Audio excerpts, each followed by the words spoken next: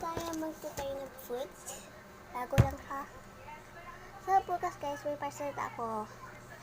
So, huli naman po man sila. Gusto nyo daw, magsisisiyan na sila. So, ititry na natin ngayon. So, meron tayo dito biscuit. Tapos cake. Ito-try naman natin. Kung sino sila gusto. So, kugis ko sa ano, tapos masasarap siya. Mag 10/10 lang siya. Oh, sure lang. Kasi ang sarap daw yun. Na-try na daw yun.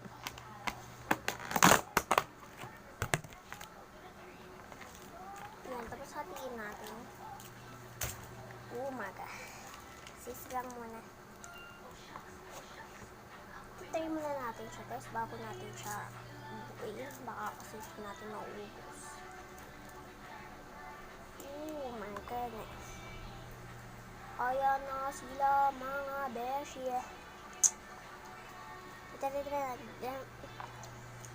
Tara.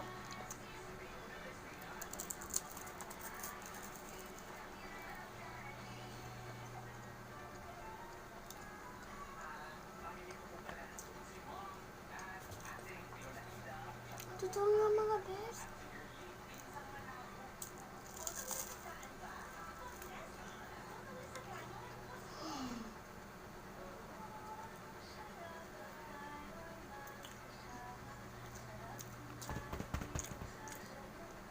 Hindi siya very fast.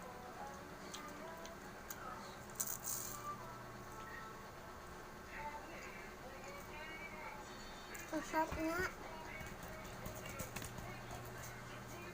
10/10.